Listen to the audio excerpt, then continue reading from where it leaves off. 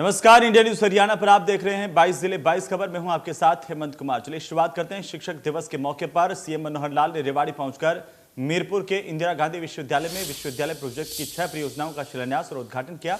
इन परियोजनाओं की लागत करीब 48 करोड़ रुपए है।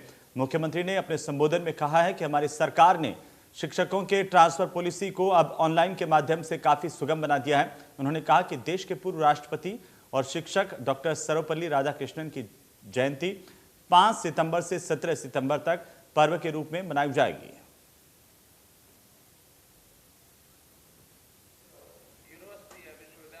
शिक्षक दिवस है। सबसे पहले तो मैं आप लोगों के माध्यम से सबको शिक्षक दिवस की बहुत बहुत बधाई और शुभकामना देता हूं और अपने जितने शिक्षक हैं उनका सम्मान करता हूं, उनको अभिवादन देता हूं, क्योंकि हमको भी अपने बचपन के शिक्षक जो स्कूल में हमें पढ़ाते थे, कॉलेज में पढ़ाते थे, सब आज याद आए हैं। सबका हमने सम्मान किया है। आज सर्वपल्ली डॉक्टर राधाकृष्णन जी जो देश के राष्ट्रपति भी रहे, उनका जन्म दिवस है और ये जो शिक्षक दिवस से शिक्षक पर्व के रूप में इस बार इसको मनाया जा रहा है।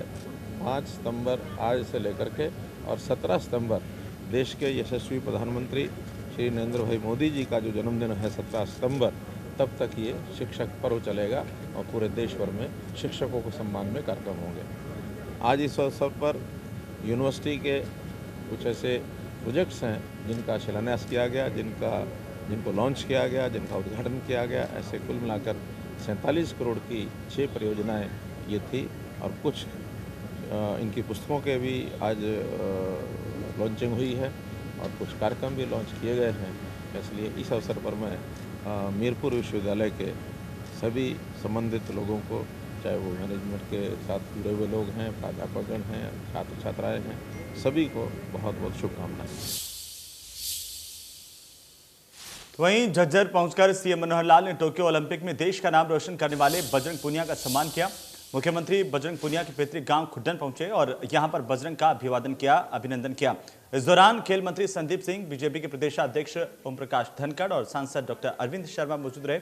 वहीं सीएम ने कहा कि हरियाणा के खिलाड़ी दुनिया में देश का नाम रोशन कर रहे हैं।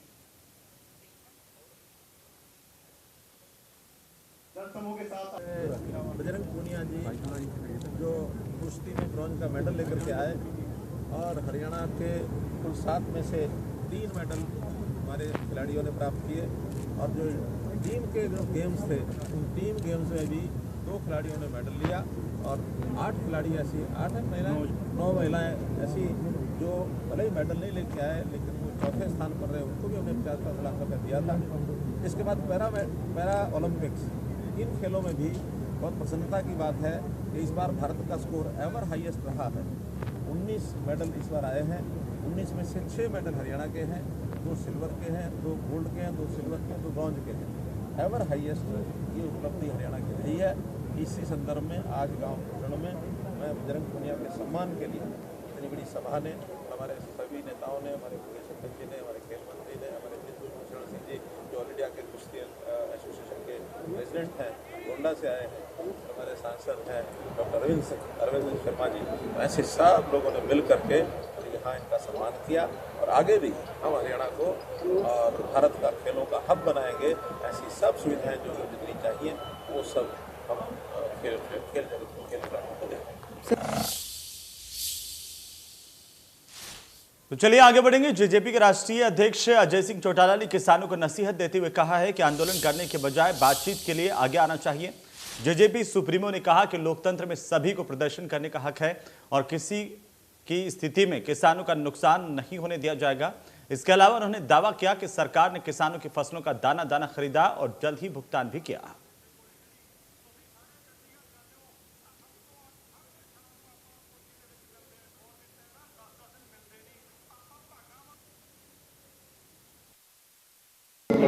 महापंचायतें आयोजित करने से ठीक है, ताकत दिखाएं, प्रजातंत्र में ये सबको अधिकार है, परंतु समाधान तो बातचीत के जरिए होता है। सड़क पे बैठने से कोई समस्या का समाधान नहीं होता। वो आएँ, बातचीत करें सरकार से, समाधान करवाएं, अमेंडमेंट करवाएं, जो चीज़ उनके सूट नहीं करती उसका संशोधन करवाएं। किसान विरोध करे वो एक अलग चीज़ है। मुझे ये बताओ कि हमने किसान के कहीं कोई अहित होने दिया है? तो हमने कहा था कि MSP प्राइस पे फसलें बिकेगी, एक एक दाना हमने MSP प्राइस पे खरीदा। हरियाणा एकमात्र ऐसा प्रदेश है, मुझे कहते हुए गर्व और फख्र होता है, जहाँ 10 से ज़्यादा फसलें MSP प्राइस पे बिकती है। हमारे पड़ोसी राज्य पंजाब में 2 फसलें बिकती है, दूसरे राज्यों में 1 भी नहीं बिकती। हमारे यहाँ 10 फसलें, गेहूँ है, चावल है, कपास है, सरसों है, मूंगफली है, आपका बाजरा है, इस तरह की 10 से ज़्यादा फसलें MSP प्राइस से ही नहीं, उससे भी ज़्यादा पे बिकने का काम हो रहा है। वहीं हरियाणा के शिक्षा मंत्री कंवरपाल गुर्जर ने इनेलो सुप्रीमो ओपी चौटाला के सवाल का जवाब दिया। दरअसल ओपी चौटाला ने कहा था कि सरकार एलनाबाद उपचुनाव टाल रही है। अब शिक्षा मंत्री ने जवाब दिया है कि कोरोना महामारी के चलते उपचुनाव संभव नहीं था और उपचुनाव करना चुनाव आयोग का काम है। इसके अलावा कंवरपाल गुर्जर ने तीसरे मोर्चे के गठन को लेकर के कहा है कि अगर एक विचारधारा के लोग इकट्ठा हो रहे हैं तो उन्हें इसमें कोई ऐतराज नहीं है। जिस प्रकार से कोरोना की स्थिति थी देश में, ऐसे में चुनाव कराना संभव था, लेकिन चुनाव का जो निर्णय है वो चुनाव आयोग ने करना है, सरकार ने नहीं करना उसका निर्णय। जब भी चुनाव आयोग उसकी घोषणा करेगा तो निश्चित तौर से चुनाव लड़ा जाएगा। हमें कोई तीसरे मोर्चे में मेरे को एतराज नहीं है। अगर तीसरा मोर्चा बढ़ता है, चौटाला साहब उसका नेतृत्व करते हैं या वो किसी पार्टियाँ इकट्ठी होती है, इसमें कोई हर्ज नहीं है। तो पहले भी होता रहा है और अब भी अगर इकट्ठे होते हैं तो कोई उसमें कोई आलोचना करने की या उनकी बुराई करने की जरूरत नहीं है। कुछ पार्टियाँ हैं जो समान विचार की हैं, अगर वो इकट्ठा होकर चुनाव लड़ने चाहते हैं तो कोई बुराई नहीं है।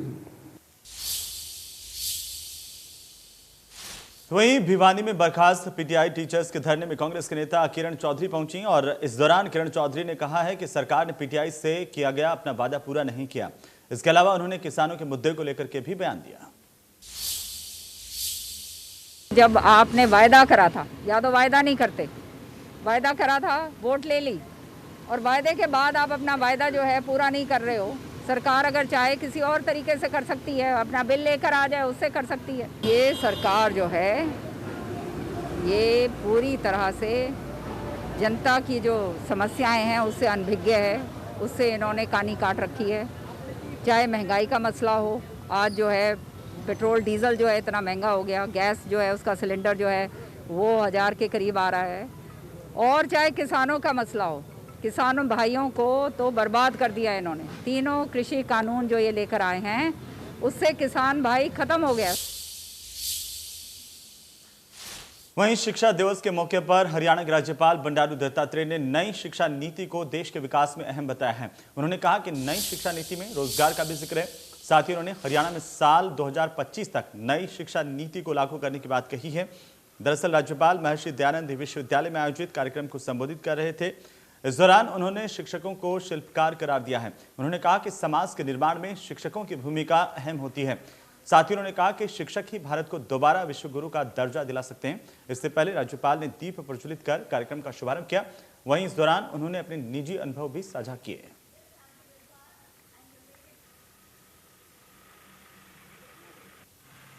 डॉक्टर सर्वपल्ली राधाकृष्णन जी, पूर्व राष्ट्रपति और बहुत ही बड़े विद्वान महादेशभक्त, उनकी जन्म दिवस को शिक्षा दिवस मनाया जा रहा है।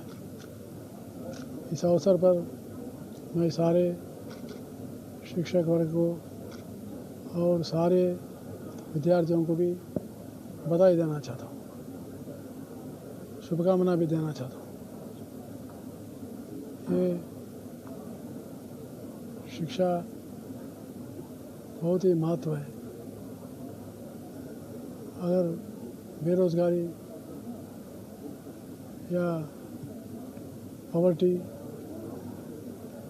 वैसे काफ़ी जो है देश की समस्याओं को समाधान देने वाला एक ही है, वो शिक्षा।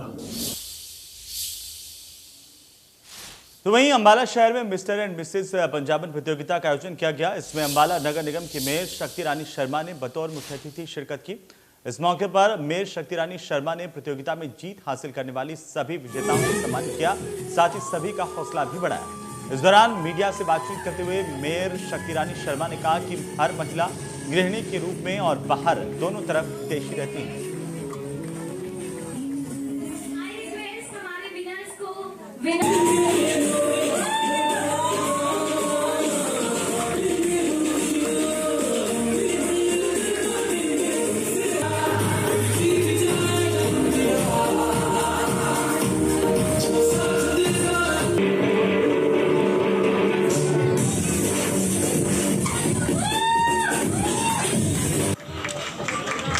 These trophies are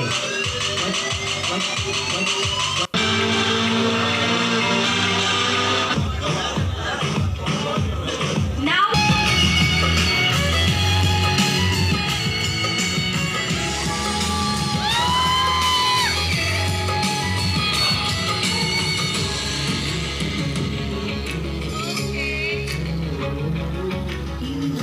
I request some.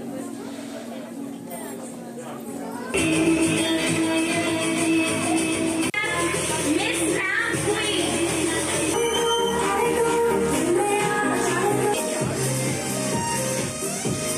बहुत अच्छा लग रहा है महिलाओं को स्टेज पे देख के, बहुत अच्छा लग रहा है कि हमारी महिलाएं हर फील्ड में, खैर पहले भी आगे हैं लेकिन फैशन में तो है ही है, इसमें कोई दो राय नहीं है, लेकिन अपने अपने घरों से निकल के बाहर आना बहुत बड़ी बात है। और सबसे अच्छी बात यह है कि फैमिली की सपोर्ट के साथ आए, पीछे से फैमिली की बैकिंग है, तो मैं उन सबको बहुत बहुत बधाई देती हूँ जिन्होंने पार्टिसिपेट। तो वहीं हरियाणा में सरकारी स्कूलों में छात्रों के सबसे ज्यादा एडमिशन में फरीदाबाद नंबर 1 है। जिला उपायुक्त जितेंद्र यादव ने शिक्षकों को सम्मानित करते हुए कहा कि एनरोलमेंट मामले में फरीदाबाद पूरे प्रदेश में नंबर 1 पर है। शिक्षक दिवस पर उन्होंने सभी गुरुओं और शिक्षकों को बधाई देते हुए कहा कि जीवन में बिना गुरु के कुछ नहीं है। इसके अलावा जिला उपायुक्त जितेंद्र यादव ने कहा कि शिक्षक, शिष्य और अभिभावकों के बीच तालमेल के साथ आगे बढ़ेंगे।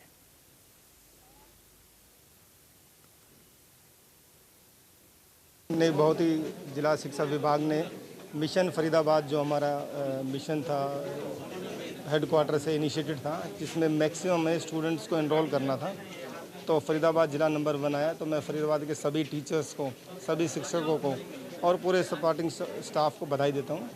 आज सिंस 5 सितंबर है, तो मैं शिक्षक दिवस है, तो सभी अपने गुरुओं को, सभी हमारे टीचर्स जो प्रेजेंट हैं, इनको भी हार्दिक शुभकामनाएं और बधाई देता हूँ शिक्षक दिवस की। हमारा प्रयास ये रहेगा कि फरीदाबाद शिक्षा के क्षेत्र में नंबर 1 रहे, तो उसके लिए डीओ मैडम को, जो भी सपोर्टिंग स्टाफ है, उनको जो भी जिला प्रशासन से मदद होगी, हम जरूर उसमें प्रयास करेंगे और कोशिश रहेगी निरंतर फरीदाबाद नंबर 1 ही रहे।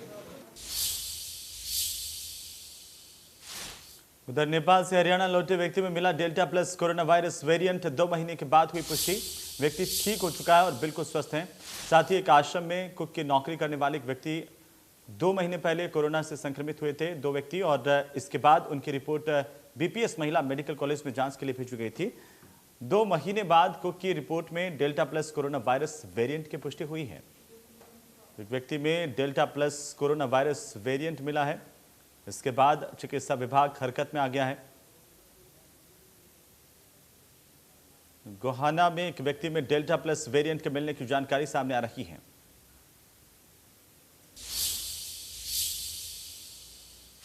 उधर फतेहाबाद में सीएम फ्लाइंग ने गुप्त सूचना के आधार पर देर रात को योगनगर के इलाके में छापेमार कार्रवाई की है और नकली इंजन ऑयल बनाकर बेचने वाले गिरोह का भंडाफोड़ किया।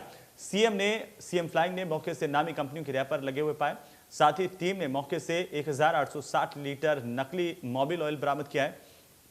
सीएम फ्लाइंग और पुलिस की संयुक्त कार्रवाई के बाद मौके से भीमा बस्ती निवासी अमित कुमार को गिरफ्तार किया गया। जानकारी के अनुसार सीएम फ्लाइंग को गुप्त सूचना मिली थी कि योगनगर स्थित एक कमरे में नकली मोबिल ऑयल बनाने का काम किया जा रहा है, जिस पर एक टीम का गठन किया गया। इस छापेमार कार्रवाई में पुलिस को भी शामिल किया गया है। शनिवार रात को 10 बजे टीम ने छापेमारी की। सीएम फ्लाइंग की ओर से बड़ी कार्रवाई यहां पर की गई है। पैकिंग कर रहे हो? किसकी कर रहे हो बेटा जी? चलिए आगे बढ़ेंगे। हरियाणा राज्य ग्रामीण आजीविका मिशन में घोटाला सामने आया है। आपको बता दें कि कैथल में 1.5 करोड़ के घोटाले में बड़ी कार्रवाई की गई है। इस दौरान मुख्यालय ने संगठन प्रधान और खजांची को तुरंत प्रभाव से टर्मिनेट कर एफआईआर दर्ज करने के आदेश दिए। कृषि यंत्र, फाइल कवर, सैनिटाइजर, मास्क खरीद में घोटाला हुआ है। एडीसी की जांच में एक अधिकारी और 4 कर्मचारी दोषी पाए गए, जिसमें से 2 संगठन की महिलाओं को भी दोषी पाया गया। डीसी ने दोषियों के खिलाफ कार्रवाई की और एफआईआर की सिफारिश की। इस दौरान संगठन प्रधान रेणु और खजांची सुनीता पर एफआईआर दर्ज होगी। बाकी अधिकारी कर्मचारियों पर भी जल्द ही कार्रवाई हो सकती है। तो 1.5 करोड़ के घोटाले में बड़ी कार्रवाई की गई है। दोषी पाए गए लोगों के खिलाफ एफआईआर दर्ज होगी, कार्रवाई होगी।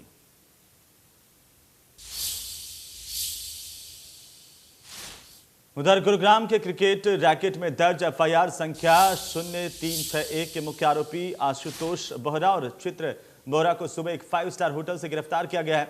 आरोपी भोले भाले खिलाड़ियों को पेड प्रोफेशनल बना करके राष्ट्रीय और अंतर्राष्ट्रीय खेल प्रतियोगिताओं का झांसा देकर पैसे ऐंठते थे। ऐसा सुनने में आया कि पुलिस के छापे के दौरान आरोपियों के पास से और भी नकली दस्तावेज, 10 अनजान फोन, लैपटॉप, एयर टैबलेट्स भी पाए गए हैं। छापे के दौरान ऐसा सुनने में आया है कि पुलिस को चरस और गांजा बरामद हुआ है। आरोपियों को आज ड्यूटी मजिस्ट्रेट के समक्ष पेश किया गया और रिमांड पर रखने का आदेश दिया गया है। इस केस के संदर्भ में शिकायतकर्ता के प्रतिनिधि अधिवक्ता जयकुश खून और उमर सिद्दीकी गुरुग्राम कोर्ट में मौजूद रहे।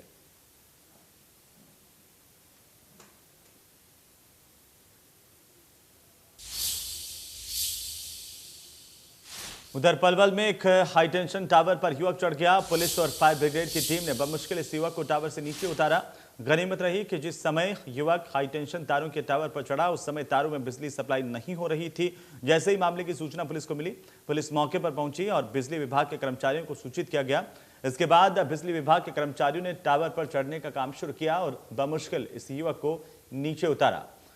तो पलवल की तस्वीर हम आपको दिखा रहे हैं, जहां पर यह युवक टावर पर चढ़ गया था। हाईटेंशन टावर पर युवक जिस वक्त चढ़ा उस वक्त बिजली तारों में नहीं आ रही थी। वहीं चरखी दादरी के काकड़ोली गांव में एक युवक ने आत्महत्या कर ली। युवक के सुसाइड नोट में पत्नी और सास पर गंभीर आरोप लगाए गए। युवक ने दोनों पर खुदकुशी के लिए मजबूर करने के आरोप लगाए हैं। साथ ही सोशल मीडिया पर भी वीडियो अपलोड किया। पुलिस ने शव का पोस्टमार्टम करवाने के लिए इसे भेजते हुए जांच शुरू कर दी है। तो काकड़ोली गांव का पूरा मामला, जहां पर युवक ने आत्महत्या की है।